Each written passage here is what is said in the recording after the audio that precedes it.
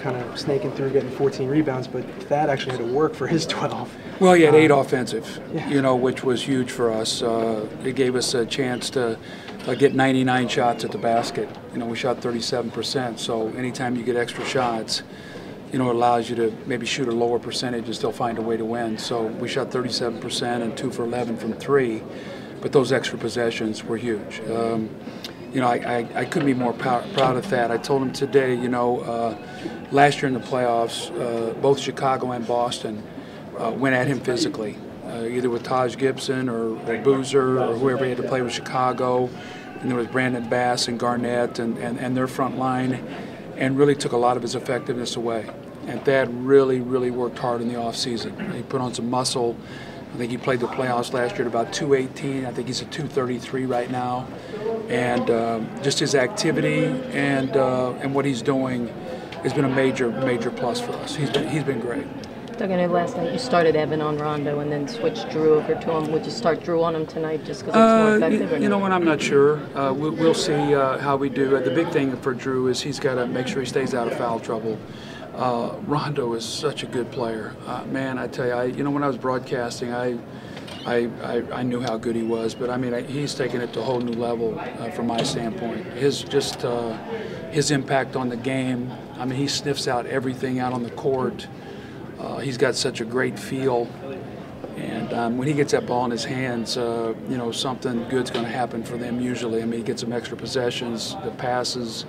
The other night last night he's making that little mid-range jump shot, and thank God his feet slipped out from underneath him on that last play. Otherwise he might have scored on that play and they would have won the game. So obviously when you play them, you've got to be aware of him all the time, and I'm sure Drew will have him some tonight. And I don't know what we'll do with our rest of our guys, just in terms of if I have to get maybe some of the guys a few minutes out there just to keep us fresh. What is the situation with availability tonight? Nick. With Nick, Royale, I think was day-to-day. Royale's probably not. Okay. I don't think Nick is. Kwame? Kwame's available. Okay. He was available last night. Mm-hmm. Coach, home and home, back-to-back nights. Does that make it easier or more difficult from a coaching perspective? Well, it sure makes it nicer coming in after winning. I mean, I would hate like to come in here after with a 1-point loss coming in here to play them tonight. So I like the fact that we won last night. Back-to-back on the road, obviously is tough. It's a great place, a lot of energy. But I told our guys, Kevin Garnett's played over 51,000 minutes in his career. Paul Pierce, I think 48,000. Jason Terry, 38,000. And Rondo, about 15,000. So, I mean, I'm sure the crowd is going to lift them. But, I mean, if we're looking out there, I mean, there's no reason those guys should be fresher than us. Not with the amount of playoff games and the amount of minutes that they put in this league. Did you look up those numbers yourself? I did. Why did you do that? Just to let our guys know. Just let them know. Doug, you've had their ups and downs this year, last year. Do you expect it to be different as the season gets along? Yeah, Steve, everybody that made a lot of changes to their team is still trying to figure things out. I think Doc is looking at, a bench. We're trying to, get our bench. We're missing a big piece in Nick, a guy that can score off the bench for us. But so as you try to put the pieces together, the one thing also too, I think, with Doc and I think he'd like to get off to a good start in games because Garnett comes out about the 6-minute mark, and anytime you can rest him with a lead. So I'm sure that he's trying to get that rotation down. So they're going to be really good. I thought last night they were great defensively. I think probably Doc, if you talk to him more than I do, obviously, but probably the one thing he's probably not been happy about is they've not been quite the potent defensive team that they've been in the past.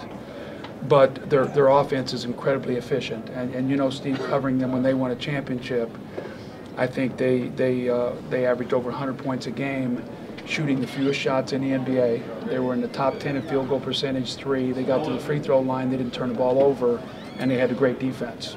So I think their offense is probably been a little bit ahead of their defense here early in the year, and that's where I think they're going to get a lot better. I think they're going to continue to grow defensively. All these numbers and stats, did you turn into a nerd when I wasn't looking? No, it's my TV background. It's what I always did with TV. You know, it's what I tried to do was when I broadcast games, I thought it was important to give the viewers something they can hang their hat on every night, so they could, so let's take a look at these and see how you do. And I've always felt with Boston, when they're efficient offensively, they're awfully hard to beat. Coach, you've seen so many great players in the league. Talk about Kevin Garnett, what makes him so special? Well, he's a great talent. He's got an incredible motor, focused. Every practice, every shoot around, every game is important to him. I think he's become a terrific leader. And I remember when I was in Detroit, I'd just taken the job, and he was just coming out of high school, and not a lot of people were allowed to watch him work out, just a few people. And I happened to know his agent, and I got an interview with him at a hotel. And I walked in the hotel and met with him.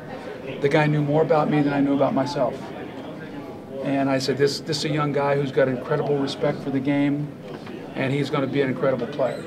And he has been amazing. Fortunately, other than the one knee situation that he had, he stayed healthy throughout his career. But I don't know if there's anybody in the NBA who loves to play more than he does or loves to compete more than he does. We see Evan when he kills the Celtics, and we hear about the up and down. What is the matchup favorable for him? Why does he do so well against Boston? The playoffs last year, the 2 games this year, he's just had his way. Well, I don't know about having his way. He's played well.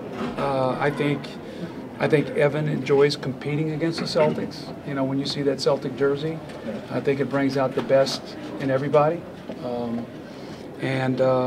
Evan is just getting more comfortable doing the things he's doing out on the floor, getting the ball to certain spots and taking his shot. And he's always been rebounding, always rebounding the ball. He had a double-double last night rebounding the ball. But I just think he's just getting in a spot where he's getting much more comfortable. The play last night where Pierce blocked his shot, had he gotten discouraged before, or is that just in him to go after the ball and obviously score it? Well, I think at that point in time he wasn't going to get discouraged.